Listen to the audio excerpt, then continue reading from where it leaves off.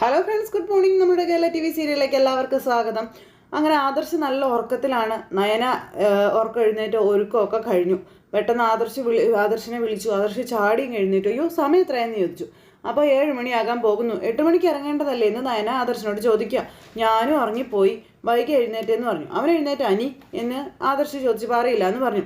അവനെയല്ലേ ആദ്യം പോയി നോക്കേണ്ടത്. ഇനി രാവിലെ എഴുന്നേറ്റ് എങ്ങോട്ടെങ്കിലും പോയെന്ന് ആർക്കറിയാവുന്ന ആദർശ് പറയുമ്പം നയന ആകെ വിഷമത്തില്ല. ഒരിക്കലും ഏട്ടൻ കാണാൻ പറ്റാത്തൊരു കാഴ്ചകളല്ലേ ഞാൻ കണ്ടത്. അപ്പോൾ ഇന്നത്തോടെ എല്ലാം അവസാനിക്കുമല്ലോ ആദർശേട്ടാ. വിവാഹം കഴിഞ്ഞാൽ പിന്നെ എല്ലാവരും മാറുമെന്ന് നയന പറയുക. അപ്പോൾ പക്ഷേ അവൻ്റെ സ്വഭാവം വെച്ച് നോക്കിയിട്ടേ അത് കുറച്ച് പാടാണെന്ന് എനിക്ക് തോന്നുന്നതെന്ന് ആദർശ് നയനയോട് പറയുക. പക്ഷേ ഇളയമ്മയുടെ പെരുമാറ്റം അതെന്നെ അത്ഭുതപ്പെടുത്തുക.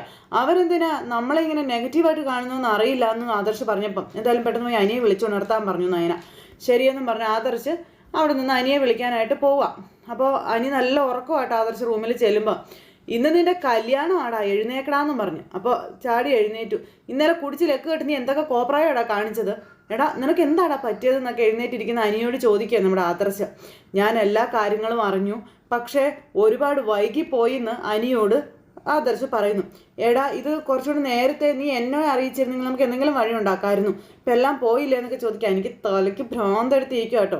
അഭി കള്ളു കുടിക്കും, പക്ഷെ മദ്യപിച്ച് സ്വബോധമില്ലാതെ നിന്നെ കണ്ടപ്പോൾ ഞാൻ ആകെ ഷോക്കായിപ്പോയെന്ന് ആദർശ് അനിയോട് പറയുന്നു. അനി അന്നേരത്തേക്കും എഴുന്നേറ്റിട്ട് ഇങ്ങനെ ഏട്ടൻ്റെ അടുത്തേക്ക് ചെന്നിട്ട്, ഏട്ടാ എനിക്കൊന്നും സഹിക്കാൻ പറ്റിയില്ല, അതുകൊണ്ടാണ് ഞാൻ മദ്യപിച്ചതെന്ന് അനി പറയാം. എടാ നിനക്ക് സഹിക്കാൻ പറ്റാത്ത കാര്യങ്ങൾ വരുമ്പോൾ നീ എന്നോടല്ലേ പറഞ്ഞുകൊണ്ടിരുന്നത്, പിന്നെ ഇവിടെ മാത്രം എന്താ അത് മറച്ചു വെച്ചതെന്നാണ് ഞാൻ ചോദിച്ചത് എന്നൊക്കെ ആദർശ് പറഞ്ഞു. എന്നാൽ നിന്റെ എല്ലാ കാര്യങ്ങളും പറയുന്ന നയനെ പോലും എന്നോട് പറഞ്ഞത് ഇന്നലെയാണെന്നൊക്കെ പറഞ്ഞപ്പോൾ അത് പിന്നെ നയനയെടുത്തി ആകെ കൺഫ്യൂഷനിലായി പോയതുകൊണ്ട് ഏട്ടാന്ന് പറഞ്ഞു. എടാ ഇതിൻ്റെ ഒന്നും ഒരാവശ്യം ഉണ്ടായിരുന്നില്ല. ഇന്നലെ ഞാനൊരു അവസാന ശ്രമം നടത്തിയതാ, പക്ഷേ ആ നേരത്തെ ഇളയമ്മ ആത്മഹത്യാ ഭീഷണി മുഴക്കിയെന്നുള്ള കാര്യങ്ങൾ നമ്മുടെ ആദർശ് പറഞ്ഞു. സ്വന്തം അമ്മയെ കൊന്നിട്ട് ആരും ഇഷ്ടപ്പെട്ട പെണ്ണിനെ സ്വന്തമാക്കണമെന്ന് ആഗ്രഹിക്കില്ലല്ലോ എന്നൊക്കെ പറഞ്ഞു. ഊഫ് എന്നും പറഞ്ഞാൽ അനി ഇങ്ങനെ നിൽക്കുക കേട്ടോ. പാവം, ഭയങ്കര സങ്കടം. ഞാനിപ്പോൾ എന്തായിട്ടാ വേണ്ടതെന്ന് ആദർശിനോട് ചോദിച്ചു അനി. നീ പെട്ടെന്ന് കുളിച്ച് ഫ്രഷ് ആകാൻ നോക്കാൻ പറഞ്ഞു. നന്ദു എൻ്റെ മനസ്സിൽ കയറിയ സമയത്ത് ഏട്ടൻ്റെ മനസ്സിൽ ഒട്ടും കയറിയിട്ടുണ്ടായിരുന്നില്ല. നിങ്ങൾ തമ്മിൽ ഏത് നേരവും വഴക്കും കാര്യങ്ങളൊക്കെ ആയിരുന്നു. അതുകൊണ്ട് തന്നെ അഭിയുടെ ജീവിതവും താറുമാറായി കിടക്കുന്ന സമയമായിരുന്നു. അങ്ങനെയുള്ളപ്പോൾ ഞാനത് പറഞ്ഞ ഏട്ടൻ ഒരിക്കലും എൻ്റെ ഒപ്പം നിൽക്കില്ലെന്ന് കരുതിയത് കൊണ്ടാണെന്ന് പറഞ്ഞു. എടാ നിൻ്റെ സുഖത്തിനും സന്തോഷത്തിനപ്പുറം എനിക്കൊരു സന്തോഷം ഉണ്ടോടാന്ന് ആദർശ നേരം ചോദിക്കാം. മുത്തശ്ശനും മുത്തശ്ശിയും ചിലപ്പോൾ നന്ദുമായിട്ടുള്ള ബന്ധത്തെ എതിർത്തു എന്ന് വരും. എങ്കിലും നേരത്തെ ഇത് അറിഞ്ഞിരുന്നെങ്കിൽ നമ്മുടെ മുന്നിൽ മറ്റേതെങ്കിലും ഒരു മാർഗം തുറന്ന് കിട്ടുമായിരുന്നു. അതാ നീയായിട്ട് ഇല്ലാണ്ടാക്കി കളഞ്ഞതെന്നൊക്കെ ആദർശ് ഇങ്ങനെ പറയാം. ഇനിയിപ്പോൾ അതൊന്നും പറഞ്ഞിട്ട് കാര്യമില്ല, നീ വേഗം പോയി ഫ്രഷ് ആകാൻ പറഞ്ഞ് അനിയെ പറഞ്ഞു വിട്ടു. ആദർശ് എന്നിട്ട് ഇങ്ങനെ അവിടെ നിൽക്കുക. ഈ സമയത്ത് നന്ദു അങ്ങനെ പുറത്ത് വിഷമിച്ചിരിക്കുക കേട്ടോ. അപ്പോഴത്തേക്കും എന്തേ അങ്ങോട്ടേക്ക് ജാനകി വരുന്നു. ജാനകി വന്ന് നന്ദുവിനെ കാണുന്നു. നന്ദു ആണെന്നുണ്ടെങ്കിൽ ഇങ്ങനെ പേടിച്ചാ പാവം ഇരിക്കുന്നത്. അങ്ങനെ ജാനകിയെ കണ്ടപ്പോഴാണെങ്കിലും ആകെ ഒരു ഭയത്തോടു കൂടി ഇങ്ങനെ നിൽക്കുമ്പോൾ ജാനകി നന്ദുവിനെ തുറിച്ചാണ് നോക്കുന്നത്. ഉപ്പൊക്കെ കടിച്ച് വിഴുങ്ങുന്നുള്ള രീതിയിൽ. നിന്നോട് കല്യാണത്തിൻ്റെ അന്ന് വരാനാണ് ഞാൻ നേരത്തെ പറഞ്ഞത്, പക്ഷെ നീ തലേ ദിവസം തന്നെ വന്നു, ഇത്രയും അലമ്പും ഉണ്ടാക്കി. അപ്പം ഞാനല്ല ആൻറ്റി അതൊന്നും ഉണ്ടാക്കിയെന്ന് നന്ദു പറഞ്ഞു. അപ്പം അതേപ്പറ്റിയൊന്നും നീ കൂടുതൽ സംസാരിക്കണ്ട. ഞാൻ പറയാൻ വന്നത് മറ്റൊരു കാര്യമാണ്. ഇന്ന് നീ കല്യാണത്തിന് പോലും പങ്കെടുക്കണമെന്ന് എനിക്കില്ല എന്ന് ഈ ജാനകി പറയുന്നു. വെറുതെ എന്തിനാ നീ അങ്ങോട്ടേക്ക് വരുന്നത്? എൻ്റെ മരുമോളാകുന്ന പാവം കൊച്ചിനെ പ്രാഗി കൊല്ലാനാണോ എന്നൊക്കെ ചോദിച്ചു. നന്ദു ആകെ വല്ലാണ്ടായി. നീ വല്ല കരാട്ടക്കാരിയൊക്കെ ആണല്ലോ, അതിൻ്റെ തൻ്റെ ഇടം ഉണ്ടല്ലോ, പിന്നെന്താ ഇപ്പോൾ ഒന്നും പ്രതികരിക്കാത്തത് എന്നൊക്കെ ചോദിച്ചപ്പം എൻ്റെയും എൻ്റെ ചേച്ചിയുടെയും ഭാഗത്ത് ന്യായം ഉള്ളത് കൊണ്ടാണ്, അതുകൊണ്ട് കൂടുതൽ സംസാരിക്കാൻ എനിക്ക് താല്പര്യമില്ല എന്ന് നന്ദു പറഞ്ഞപ്പം എന്ത് ന്യായം ഉണ്ടെന്നാടി നീ പറയുന്നത്? എൻ്റെ മോൻ ഇന്നലെ ആദ്യമായി മദ്യപിച്ചു. അവൻ്റെ കവിളത്ത് ആദർശിന് 5 വിരളാണ് പതിഞ്ഞു കിടന്നത്. അതിനിവിടെയുള്ളവർ മറ്റുള്ളവർ കാണുക എന്തു പറയും? എന്തിനാ ഏട്ടൻ അനിയനെ തല്ലിയതെന്ന് ചോദിക്കുമ്പോൾ എന്തു പറയും? നിനക്കൊണ്ടോടി മറുപടി എന്നൊക്കെ ചോദിച്ചു. നീയാണ് അതിൻ്റെ കാരണമെന്ന് പറയാൻ പറ്റുമോ എന്നൊക്കെ ജാനകി ചോദിക്കാം. പിന്നെ ഒരു പെങ്കൊച്ചിങ്ങോട്ട് വരുന്നുണ്ട്, അവളും മിക്കവാറും എല്ലാവരോടും എല്ലാം പറയും. വേറൊന്നും കൊണ്ടല്ല, ഇത് അവളുടെ ജീവിതമാണ്. നിന്നെ ഇന്ന് ഓഡിറ്റോറിയത്തിൽ കാണുന്നത് പോലും അനാമിക മോൾക്ക് ഇഷ്ടമല്ല. അതുകൊണ്ടാണ് ഞാൻ പറഞ്ഞത് ഇന്ന് വരാതിരുന്നാൽ അത്രയും നല്ലതെന്ന്. നന്ദു ആകെ വിഷമിച്ചിങ്ങനെ നിൽക്കുക കേട്ടോ. പിന്നെ നിന്റെ 2 ചേച്ചിമാരെ ഇവിടുത്തെ മരുമക്കളല്ലേ, അതുകൊണ്ട് വരരുതെന്ന് തറപ്പിച്ചു പറയാനും പറ്റില്ല എന്നൊക്കെ പറഞ്ഞപ്പോഴും നന്ദു ഒന്നും മിണ്ടുന്നില്ല. നയനയെന്ന് പറയുന്നവളെ ഞാൻ എൻ്റെ കൈവെള്ളയിൽ വെച്ചുകൊണ്ട് നടന്നതാ. പക്ഷെ അവളെ പോലെ അസൂയയും കുശുമ്പും ഉള്ള ഒരുത്തി ഈ ലോകത്ത് വേറെ ഇല്ല എന്നൊക്കെ ഇങ്ങനെ പറഞ്ഞപ്പം ദേ ആര് എന്ത് വേണമെങ്കിലും പറഞ്ഞു, പക്ഷേ എൻ്റെ നയനേച്ചി ഒന്നും പറയരുതെന്ന് പറഞ്ഞു നമ്മുടെ നന്ദു. നയനേച്ചി എന്നും ഈ കുടുംബത്തെയും കുടുംബത്തിലുള്ളവരെയും സ്നേഹിച്ചിട്ടേ ഉള്ളൂ. നീ ഇത് എത്ര ഉച്ചത്തിൽ പറഞ്ഞാലും അതിൽ കഴമ്പില്ലെന്ന് എനിക്കറിയാമെന്ന് ജാനകി അന്നേരം പറയുക. നിന്നേക്കാളും ദേഷ്യം എനിക്കിപ്പോൾ അവളോടാണെന്നും പറഞ്ഞുകൊണ്ടായി ജാനകി. അവളുടെ അമ്മായിയമ്മ പോലും അനാമിക മോളെയാ ഇപ്പം മരുമകളായിട്ട് കാണുന്നത്. അതിൽ അരിശം പൂണ്ട് നടക്കുക നിന്റെ ചേച്ചിമാര്. എന്നാലും അവസാന നിമിഷം വരെ എൻ്റെ മോന് വന്ന് മഹാഭാഗ്യം തട്ടിത്തെറിപ്പിക്കാൻ നോക്കിയ നിന്റെയും നിന്റെ ചേച്ചിമാരുടെയും പ്രവർത്തികൾ ഞാൻ മറക്കില്ലടി എന്നും പറഞ്ഞുകൊണ്ട് ജാനകി അവിടുന്ന് പോയി. നന്ദു വിഷമിച്ച് നിൽക്കുന്നു. പോയിട്ട് പിന്നെ തിരിച്ചു വന്നിട്ട് പിന്നെ നാണമില്ലാത്ത കൂട്ടരല്ലേ, അതുകൊണ്ട് കല്യാണത്തിന് വരണ്ടെന്ന് പറഞ്ഞാലും വരുമെന്നുള്ള കാര്യം ഉറപ്പാണെന്നും പറഞ്ഞ് വീണ്ടും തിരിച്ചു വന്നു. 3 എണ്ണത്തിന് അനന്തപുരി തറവാടിൻ്റെ മരുമക്കളാവണം. ആ അത്യാഗ്രഹം കുറച്ചൊക്കെ ആകാം, പക്ഷേ ഇത്രയും പാടില്ലെന്നും പറഞ്ഞുകൊണ്ട് അവിടെ നിന്ന് ജാനകി അങ്ങ് പോയി. നന്ദു അവിടെ നിന്ന് ഭയങ്കര കരച്ചിൽ എന്ന് പറഞ്ഞാൽ ഭയങ്കര കരച്ചിൽ. ഈ സമയത്ത് നമ്മുടെ നവ്യ അവിടെ റെഡി ആയിക്കൊണ്ടിരിക്കുക. അപ്പോഴാണ് അഭിയും ജലജയും കൂടെ അങ്ങോട്ടേക്ക് വരുന്നത്. ആ അഭി, എങ്ങനെയുണ്ട് ഈ സാരി? അപ്പം സാരി കൊള്ളാം, അത് ഉടുത്തിരിക്കുന്ന ആളാണ് മോശമെന്ന് അഭി അന്നേരം പറഞ്ഞു. അപ്പം അതെ എന്ന് ജലജയും പറഞ്ഞു. ആഹാ, അമ്മയും മോനും ഒറ്റക്കെട്ടായല്ലോ എന്ന് 2 ആളും കൂടെ ഒരുമിച്ച് ഈ ഫ്ലീറ്റ് ഒന്ന് നേരാക്കി തരാൻ പറഞ്ഞു നമ്മുടെ നവ്യ. അമ്മയും മോനും കൂടി ഇങ്ങനെ നോക്കുക കേട്ടോ. ഞാൻ ചെയ്യാത്ത കാര്യങ്ങൾ ഇതൊക്കെയെന്ന് അഭി പറയുമ്പോൾ അതെ, പെൺകുട്ടികളെ വഞ്ചിക്കാനല്ലേ നിനക്കറിയൂ എന്ന് നവ്യ പറഞ്ഞു. ജലജ അന്നേരം ഇങ്ങനെ നോക്കുക. ഇനിയിപ്പോൾ ഇതൊക്കെ നീ ചെയ്ത് പഠിച്ചേ പറ്റത്തുള്ളൂ, ചെയ്യടാ എന്ന് പറഞ്ഞു. അപ്പം ഞാൻ ചെയ്തു തരാം എന്ന് ജലജ പറഞ്ഞപ്പോൾ ആയിക്കോട്ടെ. അങ്ങനെ ജലജയെ കൊണ്ട് സാരിയുടെ ഫ്ലീറ്റ് പിടിപ്പിക്കൽ വരെ നമ്മളെ നവ്യ ചെയ്യിക്കുന്നു. എന്നിട്ട് ഞാനും അഭിയും പലതും സംസാരിക്കാതൊക്കെ കേട്ടോണ്ട് നിന്നാൽ മതി, കൂടാൻ നിൽക്കേണ്ട കേട്ടോ എന്ന് പറഞ്ഞുകൊണ്ട് ഇങ്ങനെ ജലജയെ പേടിപ്പിക്കുക. എന്തൊക്കെ പറഞ്ഞാലും ഇന്ന് കല്യാണ പെണ്ണ അണിയുന്ന ആഭരണങ്ങൾ നീ ശ്രദ്ധിച്ചോളണം. അനന്തപുരി തറവാട്ടിലേക്ക് വരുന്നത് അത്രത്തോളം തലയെടുപ്പോടു കൂടി വേണം വരാനെന്ന് പറഞ്ഞപ്പോൾ കൂടുതൽ സംസാരിക്കേണ്ട, നിനക്ക് എൻ്റെ അച്ഛനും അമ്മയും തന്നത് തന്നെ കൂടുതലാണെന്ന് നവ്യ അന്നേരം പറഞ്ഞു. ഈ പറയുന്നത് നിനക്ക് എന്ത് അഡ്രസ്സാണ് ഉള്ളത് എന്ന് ചോദിച്ചു. അപ്പോൾ ഇവർ രണ്ടുപേരും ഇങ്ങനെ നോക്കുക കേട്ടോ. അനന്തപുരി തറവാട്ടിലെ അംഗങ്ങളാക്കിയതല്ലേ നിങ്ങളെയൊക്കെ, അപ്പോഴും ഇങ്ങനെ നോക്കുക. അല്ലാതെ ഈ വീടുമായിട്ട് നിങ്ങൾക്ക് എന്ത് ബന്ധമുള്ളത് എന്നൊക്കെ നവ്യ ചോദിച്ചപ്പോൾ 2 എണ്ണവും ഞെട്ടി. നവ്യക്കെല്ലാം അറിയാവോന്ന് ഓർത്തിട്ട് എന്നെക്കൊണ്ട് കൂടുതലൊന്നും നിങ്ങൾ പറയിപ്പിക്കാൻ നിൽക്കരുതെന്നും നവ്യ പറഞ്ഞു. ശവത്തിൽ കുത്തുന്നത് എനിക്ക് ഇഷ്ടമല്ലാത്തത് കൊണ്ടാണെന്നും പറഞ്ഞു നമ്മുടെ നവ്യ അവിടെ നിന്ന് അങ്ങ് പോകുമ്പോഴേക്കും സമ്പത്തിന് പിന്നാലെ സഞ്ചരിച്ചിട്ടുള്ളവരാ ഞാനും എൻ്റെ അമ്മയൊക്കെ. അതുകൊണ്ടാണ് എനിക്ക് ഇങ്ങനൊരു അബദ്ധം പറ്റിയത്. എനിക്ക് മാത്രമല്ല, ഞാൻ കാരണം എൻ്റെ അനുജത്തിക്കും വീട്ടുകാർക്കൊക്കെ ഒരുപാട് നാണക്കേടുണ്ടായി. പിന്നെ നാണമില്ലാത്തവരോടൊന്നും പറഞ്ഞിട്ട് കാര്യമില്ലല്ലോ എന്നൊക്കെ പറഞ്ഞ് നവ്യ തട്ടി വിടുക. നീ കൂടുതൽ തലയിൽ കയറുന്ന നിരങ്ങരുത് കേട്ടോ. അനന്തപുരി തറവാടിൻ്റെ ഗേറ്റ് കടന്ന് വരാനുള്ള യോഗ്യത നിനക്കും നിൻ്റെ അനുജത്തിക്കും ഇല്ല. എന്നിട്ടാണ് നീയൊക്കെ ഇതിനകത്ത് കയറി പറ്റിയെന്ന് ജലജ പറഞ്ഞപ്പം ഞങ്ങൾ മരുമക്കളായിട്ടാണ് ഈ വീട്ടിലേക്ക് കയറി വന്നത്. എന്നാൽ അതൊന്നും ഇല്ലാത്തവർക്കും ഈ വീട്ടിൽ ഇടം നൽകിയിട്ടുണ്ട് മുത്തശ്ശനും മുത്തശ്ശിയും ഒക്കെ. അത് മറന്നിട്ട് ആരും സംസാരിക്കാൻ നിൽക്കണ്ടെന്ന് പറഞ്ഞു. അപ്പോൾ ഇവർ രണ്ടുപേരും വീണ്ടും ഇങ്ങനെ നോക്കുന്നു. ഇനി ഞാനിവിടെ നിന്നാലേ ഈ കല്യാണ വീട് ഒരു കുരുക്ഷേത്രം ആവുകൊണ്ട് ഞാൻ പോവാണെന്ന് പറഞ്ഞ് ജലജ അങ്ങ് പോയി.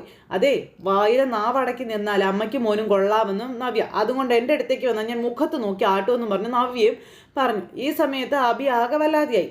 എന്തൊക്കെ പറഞ്ഞാലും നന്നായി ഒരുങ്ങി വരുന്ന ഞാൻ അനന്തപുരി തറവാട്ടിലെ മരുമകളാണെന്ന് പറഞ്ഞാൽ ആരും കുറ്റമൊന്നും പറയില്ല എന്നൊക്കെ നമ്മുടെ നവ്യ പറഞ്ഞു എന്ന് പറഞ്ഞേക്ക് അഭി. അപ്പോൾ ഈ സൗന്ദര്യം കണ്ടിട്ട് തന്നെയല്ലേ നീയും എന്നെ മോഹിച്ചത് എന്നൊക്കെ ചോദിക്കാം. നീ മാത്രമല്ല, ആദർശേട്ടനും ആദ്യ കാഴ്ചയിൽ ഇഷ്ടപ്പെട്ടത് എന്നെ തന്നെയാണെന്നൊക്കെ പറഞ്ഞു. ഇനി അതൊന്നും നിന്നോട് പറഞ്ഞിട്ട് കാര്യമില്ല എന്നും പറഞ്ഞതേ നമ്മുടെ നവ്യ നിന്നിങ്ങനെ പറഞ്ഞുകൊണ്ടേയിരിക്കുന്നു. എന്നിട്ട് ഇങ്ങനെ ഒരുങ്ങിക്കൊണ്ടിരിക്കുക കേട്ടോ. അഭി ഇതൊക്കെ കേട്ട് തലയും കുനിച്ച് പണ്ടാറെന്ന് പറഞ്ഞ് ഇങ്ങനെ നിൽക്കുന്നു. സമയത്ത് കല്യാണ പെണ്ണിനെ അവിടെ ബ്യൂട്ടീഷ്യനെ ഒരുക്കിക്കൊണ്ടിരിക്കുക. അപ്പോഴേക്കും അമ്മ അങ്ങോട്ടേക്ക് വന്നു. മുളയെന്നും പറഞ്ഞ് വിളിച്ചു. അപ്പം അമ്മ ഈ മാല കൊള്ളാമെന്ന് ചോദിച്ചു. അപ്പോൾ എൻ്റെ മുള എന്തിട്ടാലും സുന്ദരിയല്ലേ, അപ്പം അതുകൊണ്ടല്ലേ അനന്തപുരിയിലെ പയ്യൻ ഇവരുടെ മുന്നിൽ മയങ്ങി വീണെന്ന് ബ്യൂട്ടീഷ്യൻ. അപ്പോൾ മോള് ചെന്ന് കാര്യങ്ങളൊക്കെ നോക്കും, ഞാനിപ്പോൾ വരാൻ കേട്ടോ എന്നും പറഞ്ഞുകൊണ്ട് അങ്ങനെ ആ പെണ്ണിനെ അവിടെ നിന്ന് പറഞ്ഞു വിട്ടു. ഈ സമയത്ത് അമ്മയും മോളും കൂടെ രഹസ്യം പറയാനായിട്ടാണ് ആ പെണ്ണിനെ അവിടെ നിന്ന് ഓടിച്ചു വിട്ടത്. എന്നിട്ട് മോളെ 1-2 തവണ ആ ഉപേന്ദ്രൻ വിളിച്ചിട്ടുണ്ടായിരുന്നു എന്ന് പറഞ്ഞു. അത് കേട്ട് കഴിഞ്ഞപ്പോഴത്തേക്കും ടെൻഷനായി അനാമികയ്ക്ക്. അപ്പോൾ എന്നിട്ട് എന്തായമേന്ന് ചോദിച്ചപ്പോൾ അച്ഛൻ ഫോൺ എടുത്തില്ല എന്ന് പറഞ്ഞു. അനന്തമൂർത്തി സാറിൻ്റെ കൊച്ചുമോൻ്റെ കല്യാണം ആയതുകൊണ്ട് എന്തായാലും അയാൾ അവിടെ വന്നാലും ഉണ്ടാക്കില്ല, അങ്ങനെ അച്ഛനും പറഞ്ഞതെന്നൊക്കെ പറഞ്ഞു. അപ്പോഴത്തേക്കും ഭയങ്കര ടെൻഷനായി അനാമികയ്ക്ക്. പിന്നെ ഇവിടുന്ന് പുറപ്പെടുമ്പോൾ അവർ ഗുണ്ടകളൊന്നും ആയിട്ട് വരാതിരുന്നാൽ മതിയായിരുന്നു എന്നൊക്കെ പറഞ്ഞു. അതൊക്കെ കേട്ട് അനാമികയുടെ ടെൻഷനായി. എന്നാൽ മോള് വേഗം റെഡി ആവുക കേട്ടോ എന്നും പറഞ്ഞിട്ട് അമ്മ അവിടെ നിന്ന് പോയി. അതിനുശേഷം അവിടെ ഒരുക്കാനുള്ള ആളും കാര്യങ്ങളൊക്കെ ഇങ്ങനെ എല്ലാം ചെയ്തുകൊണ്ടിരിക്കുമ്പോഴത്തേക്ക് അനാമികയ്ക്ക് ഒരു ബുദ്ധി ഇനി എന്ത് ചെയ്യണം എന്നുള്ളൊരിത് ആലോചിച്ചിരിക്കുക. ഇവിടെ നമ്മുടെ നന്ദു വിഷമിച്ച് നിൽക്കുക. അപ്പോൾ നമ്മുടെ അനിയെ അവരവിടെ ഒരുക്കിക്കൊണ്ടിരിക്കുന്നു. ഈ സമയത്ത് ഇന്നലത്തെ കാര്യങ്ങൾ ഇവർ തമ്മിൽ സംസാരിച്ചുകൊണ്ടിരിക്കുമ്പോൾ അതിന് നിങ്ങളാരും കുറ്റക്കാരല്ലെന്ന് പറഞ്ഞുകൊണ്ട് ഇങ്ങനെ നമ്മുടെ അനി അപ്പോഴത്തേക്കും ജാനകി തുള്ളിച്ചാടി ആ മുറിയിലേക്ക് വരുക കേട്ടോ. അപ്പം നന്ദുവും കൂടെ വന്ന് നിൽപ്പുണ്ട്. ഞാൻ എല്ലായിടവും നിന്നെ നോക്കി, നീ ഇവിടെ വന്ന് നിൽക്കുമായിരുന്നു അല്ലേ എന്ന് ചോദിച്ച് നന്ദുവിനോട് ദേഷ്യപ്പെടുവാണ് ജാനകി വന്ന. ആണുങ്ങൾ ഒരുങ്ങുന്നിടത്ത് പെണ്ണുങ്ങൾക്ക് എന്താടി കാര്യം എന്ന് ചോദിച്ച് ജാനകി. നിന്നോട് പറഞ്ഞതല്ലേ ഇവൻ്റെ അടുത്തേക്ക് വരരുതെന്ന്, നീ എന്താടി കാണിക്കുന്നതെന്ന് ചോദിച്ചു. അമ്മയ്ക്കിത് എന്താ അമ്മയെന്ന് അനി ചോദിച്ചു. അപ്പം നീ ഒന്നും പറയണ്ട, നിന്റെ കവിളിൽ ആദർശിന് 5 വിരൽ പതിഞ്ഞെങ്കിൽ അതിന് കാരണക്കാരി ഇവള് മാത്രം. അതും പറഞ്ഞ് അതിനിട്ട് അവിടെ ഇട്ട് കുത്തി പറിച്ചുകൊണ്ടിരിക്കുക ഈ ജാനകി. അമ്മ വെറുതെ എഴുതാപ്പുറം വായിക്കരുത്. നന്ദു ഒരു തെറ്റും ചെയ്തിട്ടില്ല എന്ന് അനി അന്നേരം പറയുക. ആര് പറഞ്ഞു ചെയ്തിട്ടില്ല എന്ന്? ഇവളുടെ ചേച്ചിയും കൂടി ആയിരിക്കും ഇവന്മാരോട് പറഞ്ഞിട്ട് നിന്നെ കുടിപ്പിച്ച് കിടത്തിയതെന്നൊക്കെ പറഞ്ഞ് ഇങ്ങനെ പറഞ്ഞുകൊണ്ടിരിക്കുക. ഇതെന്താ അമ്മേ ദേ ഞാൻ കുടിച്ചെങ്കിൽ അതിന് ഉത്തരവാദി ഞാൻ മാത്രമാണെന്നും അതിന് ഇവരെ ആരെയും പഴിക്കാൻ പാടില്ല എന്നും പറഞ്ഞു അനി. അപ്പോൾ ഇവരെ ഞാൻ കുറ്റപ്പെടുത്തുന്നില്ല, പക്ഷെ ഇവളെ ഞാൻ കുറ്റപ്പെടുത്തും. ഇവൾ ഒറ്റ ഒരുത്തിയ നിന്റെ സ്വഭാവം ഇങ്ങനെ മാറ്റിമറിച്ചത്. എന്നിട്ട് വീണ്ടും അവൾ പറ്റിച്ചേർന്ന് നിൽക്കുക, ഇറങ്ങി പോടി ഇവിടെ നിന്ന് പറഞ്ഞുകൊണ്ട് ജാനകിയെ അവിടെ നിന്ന് ആട്ടി ഇറക്കി വിടുവാണ് ഈ ജാനകി. ദേ അവൾ ഇതിൻ്റെ പേരിൽ ഈ വീട് വിട്ടു പോകുന്നെങ്കിൽ പോയിക്കോട്ടെ, എങ്കിലും എനിക്ക് ഒരു കുഴപ്പവും ഇല്ലാന്ന് പറഞ്ഞ് വഴക്കുണ്ടാക്കി അനിയോട് ജാനകി പറയുന്നു. ഇന്ന് എൻ്റെ മരുമകൾ വരുമ്പോൾ ഇവൾ ഇതുപോലെ നിന്റെ അരികിലേക്ക് വരാൻ പാടില്ല, എനിക്ക് അത്ര ഉള്ളെന്നും പറഞ്ഞുകൊണ്ട് ജാനകി ഇങ്ങനെ അവിടെ കിടന്ന് ഉറഞ്ഞു തുള്ളിക്കൊണ്ടിരിക്കുക. അത് പറഞ്ഞിട്ട് ആ ജാനകി അങ്ങോട്ടേക്ക് പോയി. അപ്പോൾ നീ സങ്കടപ്പെടണ്ടടാ, ഞങ്ങൾക്കിതൊന്നും കേട്ടിട്ട് വിഷമമൊന്നും തോന്നുന്നില്ല, എങ്കിലും നന്ദു ഒരു തെറ്റും ചെയ്തിട്ടില്ലല്ലോടാ എന്ന് പറഞ്ഞു. അവളെ ഇങ്ങനെ വേദനിപ്പിക്കുന്നത് ശരിയല്ല അളിയാന്ന് കൂട്ടുകാർ പറഞ്ഞു അനിയോട്. എടാ എനിക്ക് ഓഡിറ്റോറിയത്തിലേക്ക് പോകാൻ യാതൊരു താല്പര്യവും ഇല്ല, എങ്ങോട്ടെങ്കിലും ഓടിപ്പോയാലോ എന്നാണ് ഞാൻ ആലോചിക്കുന്നതെന്നും പറഞ്ഞു പാവ അനി. അങ്ങനെ അതെല്ലാം അവിടെ നടക്കുന്നു. ഇതേ സമയത്ത് നന്ദു നേരെ നയനയെ കാണാനായിട്ട് മുറിയിലേക്ക് വരിക. അപ്പോൾ നീ ഇതുവരെ റെഡിയായില്ലേ എന്ന് ചോദിച്ചു നന്ദുവിനെ കണ്ടപ്പോൾ നയന. അപ്പം നന്ദു ഇങ്ങനെ മുറിയിലേക്ക് കയറി വന്നു. നോക്കിയത് എന്താ പറ്റിയത്, നിന്നെ ആരെങ്കിലും വഴക്ക് പറഞ്ഞോ എന്നൊക്കെ ചോദിച്ചപ്പം ഞാൻ അനിയെ ഒരുക്കുമായിരുന്നു, അതിന് അവൻ്റെ അമ്മ എന്നെ വഴക്ക് പറഞ്ഞു എന്ന് നന്ദു പറഞ്ഞു. അത് കേട്ടപ്പം ഇനി എന്തിനാ നീ അവൻ്റെ അടുത്തേക്ക് പോയത്, അവനെ കണ്ടില്ല എന്നും പറഞ്ഞ് നീ മാറി നിൽക്കണ്ടേ എന്ന് നയന ചോദിക്കുക നന്ദുവിനോട്. ദേ ഇന്നത്തോടെ അനിയെല്ലാം മറന്നു തുടങ്ങുമെന്നാണ് എൻ്റെ വിശ്വാസമെന്നും അത് മോളായിട്ട് മാറ്റരുതെന്നും പറഞ്ഞു. കയറി വരാൻ പോകുന്നവൾ നിന്നെ നന്നായിട്ട് തന്നെ സംശയിക്കുന്നുണ്ട്. ആ സംശയം കൂട്ടുന്ന ഒരു പ്രവൃത്തിയും നിന്റെ ഭാഗത്തു നിന്ന് ഉണ്ടാകരുത് മോളെ എന്ന് പറഞ്ഞ് നയന ഇങ്ങനെ നന്ദുവിനോട് പറഞ്ഞു കൊടുക്കുക. അനി നിനക്കൊരു സാരി തന്നില്ലേ കല്യാണത്തിന് ഉടുക്കണം എന്നും പറഞ്ഞ്, ദേ അത് ഉടുത്ത് പെട്ടെന്ന് റെഡിയാകാൻ നോക്കാൻ പറഞ്ഞു. അപ്പോഴേക്കും നമ്മുടെ നന്ദുവിന് ഭയങ്കര സങ്കടം. എന്താ മോളെ നിനക്ക് എന്താ പറ്റിയത് എന്ന് ചോദിക്കുകയാണ് നയന. ഇന്നലെ നീ പലതും കണ്ടില്ലേ, അതൊക്കെ കണ്ടിട്ടും നീ അനിയെപ്പോലെ തുടങ്ങിയാലോ, എന്താ ചെയ്യുന്നത്, നീ ചെല്ലാൻ പറഞ്ഞു. അപ്പോഴേക്കും നന്ദു ഇങ്ങനെ നയനയെ കെട്ടിപ്പിടിച്ച് ഭയങ്കര കരച്ചിൽ. എന്താടാ നിനക്ക് എന്താ പറ്റിയതെന്ന് ചോദിച്ചുകൊണ്ട് നയനെ ഇങ്ങനെ സമാധാനിപ്പിക്കാൻ നോക്കുക. ഈ നിമിഷങ്ങളൊക്കെ നമ്മൾ പെട്ടെന്ന് മറക്കും മോളെ, എൻ്റെ മോള് സങ്കടപ്പെടാതെ ചെല്ലാൻ പറഞ്ഞ് അങ്ങനെ നന്ദുവിനെ നിർബന്ധിച്ച് പറഞ്ഞിട്ട് അപ്പോഴത്തേക്കും ആദർശ് അങ്ങോട്ടേക്ക് വന്നു. നന്ദു അനിയും മനസ്സിനകത്ത് ഒരേ സങ്കടം കൊണ്ട് നടക്കുകയാണെന്ന് ഞാൻ ഇന്നലെ അറിഞ്ഞത്, ഇനി വിഷമിക്കണ്ടെന്നും പറഞ്ഞ് ആദർശ് വന്ന് പറഞ്ഞു. ഇനി ഏത് കാര്യത്തിനും നന്ദുവിന് ഏട്ടൻ്റെ കൂട്ടുണ്ടാകും, നിനക്കെന്നെ വിശ്വസിക്കാമെന്നൊക്കെ ആദർശ് നന്ദുവിനോട് പറഞ്ഞു. അപ്പം അനിയൊരു സാരി കൊടുത്തിരുന്നു ഇന്ന് ഉടുക്കാൻ വേണ്ടിയിട്ട്, അത് ഉടുക്കാതെ ഈ വേഷത്തിൽ ഇവള് പോകാൻ പോവാണെന്ന് പറഞ്ഞു നയന ആദർശിനോട്. അവൻ എല്ലാവർക്കും ഡ്രസ്സ് വാങ്ങിക്കൊടുത്തിട്ടുണ്ട്, നന്ദുവിനും അത് ഉടുത്തുകൊണ്ട് വേണം നന്ദു കല്യാണത്തിന് വരാൻ കേട്ടോ എന്ന് ആദർശ് പറയുക. അപ്പോൾ അത് കേട്ട് കഴിഞ്ഞപ്പോഴത്തേക്ക് നമ്മുടെ നന്ദു ഇങ്ങനെ നോക്കി നിൽക്കുക.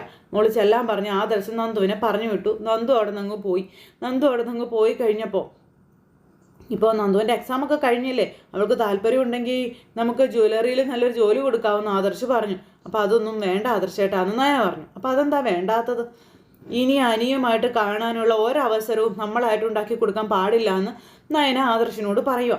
ഇപ്പോഴും അവളെ ഇളയമ്മ വഴക്ക് പറഞ്ഞു അനിയെ ഒരുക്കാൻ പോയതിൻ്റെ പേരിൽ. ഈ ഇളയമ്മയുടെ ഈ ഒരു മാറ്റം വല്ലാത്തൊരു മാറ്റം തന്നെയാണെന്നും പറഞ്ഞുകൊണ്ട് ആദർശ് പറയാം. ഞങ്ങൾ 2 ചേച്ചിമാരും ചേർന്ന് നന്ദുവിനെ ഇങ്ങോട്ട് കൂട്ടിക്കൊണ്ടുവരാൻ ശ്രമിക്കുന്നുവെന്ന ഇളയമ്മയുടെ വിശ്വാസം. ആ രീതിയിൽ അനാമിക എന്തൊക്കെയോ പറഞ്ഞിട്ടുണ്ടെന്നും നമ്മുടെ നയന പറയാം. അവരുടെ ക്യാരക്ടർ അങ്ങോട്ട് മനസ്സിലാകുന്നില്ല. കയറി വരുന്ന പെൺകുട്ടി ശരിയല്ലെങ്കിൽ വീട്ടിലുള്ളവരുടെ എല്ലാവരുടെയും സമാധാനം പോകും. ഒരു അനിയത്തി എന്നുള്ള നിലയിൽ പരമാവധി അഡ്ജസ്റ്റ് ചെയ്യാൻ നോക്കാം ആദർശേട്ടാന്ന് നയന പറഞ്ഞപ്പം, അങ്ങനെ അഡ്ജസ്റ്റ് ചെയ്യേണ്ട ഒരു ആവശ്യമില്ല, അങ്ങനെ അഡ്ജസ്റ്റ് ചെയ്തത് കൊണ്ടാണ് നമ്മുടെ കല്യാണ ശേഷം ഈ അവസ്ഥയൊക്കെ ഉണ്ടായത് എന്ന് ആദർശ് പറയണം. പിന്നെ അമ്മയെ അമിതമായി സ്നേഹിച്ചത് ഒരു കുറ്റമാണെന്നൊന്നും പറയാൻ പറ്റില്ല, പക്ഷേ പലപ്പോഴും അമ്മയ്ക്ക് വേണ്ടി പലപ്പോഴും നമ്മളുടെ ജീവിതം കളയുകയായിരുന്നു എന്ന് ആദർശ് നയനയോട് പറഞ്ഞു. പിന്നെ നിന്നോട് എനിക്കുണ്ടായിരുന്ന വെറുപ്പ് അത് നമ്മുടെ കുടുംബജീവിതത്തെ വല്ലാണ്ട് ബാധിച്ചതുമാണെന്നുള്ള കാര്യവും ആദർശ് പറയുകയാണ്. ആദർശേട്ടനെ എന്നെ സ്നേഹിക്കണമെന്ന് ഞാൻ പ്രാർത്ഥിച്ചിട്ടുണ്ട്. എന്നാൽ എൻ്റെ കൂടപ്പിറപ്പുകൾക്ക് നല്ലൊരു ജീവിതം കിട്ടാതെ എനിക്ക് നല്ലൊരു ജീവിതം കിട്ടണമെന്ന് ഞാൻ ഇതുവരെ ആഗ്രഹിച്ചിട്ടില്ല എന്ന് നമ്മുടെ നയന പറയുക കേട്ടോ. ഇതേ ചിന്ത തന്നെയാണ് എനിക്കും. അഭിയുടെ കാര്യം അത് പറഞ്ഞിട്ട് കാര്യമില്ലാത്തതാ. പക്ഷേ അനിയുടെ കുടുംബജീവിതം അത് നന്നായിരിക്കണമെന്നാണ് എൻ്റെ ആഗ്രഹമെന്ന് നമ്മുടെ ആദർശ നയനയോട് പറയണം. അതിന് പറ്റിയൊരു പെൺകുട്ടിയാണ് അനാമികയെന്ന് എനിക്ക് സംശയം ഉണ്ടെന്നൊക്കെ നമ്മുടെ ആദർശ് പറയുകയും ചെയ്തു. അവന് 2 വിവാഹം പറഞ്ഞിട്ടുണ്ട്. അത് ഓർക്കുമ്പോഴാണ് എനിക്ക് എന്നും പറഞ്ഞിങ്ങനെ നിൽക്കുന്നു. എന്തിനാ അങ്ങനെയൊക്കെ ആദർശമായിട്ടും ചിന്തിക്കുന്നത്? എന്തെങ്കിലും ദോഷമുണ്ടെങ്കിൽ അത് പ്രാർത്ഥനയിലൂടെയും പൂജയിലൂടെയും അത് ഒഴിവാക്കാൻ ശ്രമിക്കുകയല്ലേ വേണ്ടതെന്ന് നയന ചോദിച്ചു. എത്ര പ്രാർത്ഥിച്ചാലും മനസ്സുകൾക്ക് യോജിപ്പില്ലെങ്കിൽ ആ ബന്ധം അത് 2 ആയിരിക്കും. ഒരിക്കൽ മുത്തശ്ശൻ പറയുന്നത് ഞാൻ കേട്ടതാ. ഒരാണിൻ്റെ ജാതകത്തിൽ ഭാര്യയുടെ സ്ഥാനം തൃപ്തികരമാണെങ്കിൽ അവനിനി എത്ര മോശക്കാരനാണെങ്കിലും അവൻ്റെ കുടുംബജീവിതം ഭദ്രമായിരിക്കും എന്നുള്ളത്. എന്നാൽ ആ സ്ഥാനത്ത് കോട്ടം വന്നാൽ അല്ലെങ്കിൽ അവൻ പിന്നെ എന്ത് ചെയ്തിട്ടും കാര്യമില്ല, ജീവിതം താറുമാറാകുമെന്ന്. അങ്ങനെ ആദർശെല്ലാം നയനയോട് പറഞ്ഞു കൊടുക്കുക. ഇവിടെ അനിയുടെയും അനാമികയുടെയും ജാതകങ്ങൾ തമ്മിൽ ചേർച്ചയുണ്ടെന്ന് പറഞ്ഞു. എന്നാൽ അവർ തന്ന ജാതകം പോലും ശരിയാണെന്ന് എനിക്ക് സംശയമുണ്ടെന്ന് പറഞ്ഞു. അപ്പം അങ്ങനെ സംശയിക്കാൻ എന്താ കാരണം? എന്തായാലും ഈ ഒരു തട്ടിപ്പ് വീരനെ അല്ലെങ്കിൽ അനാമികയെ നമ്മുടെ ആദർശ് തിരിച്ചറിഞ്ഞു കഴിഞ്ഞു. തട്ടിപ്പ് കുടുംബത്തെ തന്നെ. അങ്ങനെ ആദർശ് അത് പറഞ്ഞപ്പം നിനക്കെന്താ തോന്നുന്നതെന്നും നയനയോട് ചോദിക്കുക ആദർശ്. അപ്പം നയന ഒന്നും മിണ്ടുന്നില്ല കേട്ടോ. എടി, അനി കാരണമില്ലാതെ ഒരാളെ വേണ്ടെന്ന് പറയില്ല. നന്ദുവിനോട് അവന് സ്നേഹമുണ്ട് എന്ന് വെച്ച് അനാമികയെ ഇതുപോലെ വെറുക്കണമെങ്കിൽ അവർ തമ്മിലുള്ള സൗഹൃദത്തിനിടയിൽ അവളുടെ ക്യാരക്ടർ അവൻ മനസ്സിലാക്കിയെന്ന് വേണം കരുതാൻ. പക്ഷെ നമ്മളിതൊക്കെ അറിഞ്ഞു വന്നപ്പോൾ ഒരുപാട് വൈകിപ്പോയി. അതിൽ നിന്റെ ഭാഗത്തും തെറ്റുണ്ട് എന്ന് ആദർശ് നയനയോട് പറയാം. അതും പറഞ്ഞ് ആദർശ് അവിടെ നിന്ന് അങ്ങോട്ടേക്ക് പോയി. നയന ഇങ്ങനെ ആകെ ധർമ്മസങ്കടത്തിൽ അവിടെ നിൽക്കുന്നു. പിന്നെ പോയ ആദർശ് തിരിഞ്ഞു നിന്നിട്ട് നന്ദുവിനോട് ഞാനിപ്പോൾ പറഞ്ഞില്ലേ നന്ദുവിൻ്റെ ഏത് കാര്യത്തിലും ഞാനുണ്ടാകുമെന്ന്, അത് ഞാൻ ആത്മാർത്ഥമായിട്ട് പറഞ്ഞതാണ്. അവൾക്കിനി എന്ത് സങ്കടം വന്നാലും അത് നീ എന്നോട് പറഞ്ഞിരിക്കണം. അവൾ എൻ്റെയും സ്വന്തം അനുജത്തി തന്നെയാണെന്നും പറഞ്ഞ് അവിടെ നിന്ന് നമ്മുടെ ആദർശം അങ്ങ് പോയി. നയന ഇങ്ങനെ ആകെ വിഷമിച്ച് ഇങ്ങനെ നിൽക്കുന്നു. തൻ്റെ ആ ഒരു ഇതുകൊണ്ടാണോ അനിയത്തിക്ക് നല്ലൊരു ജീവിതം കിട്ടാതെ പോയതെന്നുള്ളൊരു കുറ്റബോധത്തിൽ. അപ്പോൾ അങ്ങനെയൊക്കെയുള്ള ഒരു സിറ്റുവേഷനും കാര്യങ്ങളും കാണിച്ച് ഇന്നത്തെ വിശേഷം അവസാനിച്ചിട്ടുള്ളത്. അപ്പോൾ എല്ലാവരും കാണില്ലേ. എല്ലാവർക്കും നല്ലൊരു ദിവസം ആശംസിക്കുകയാണ്. നന്ദി.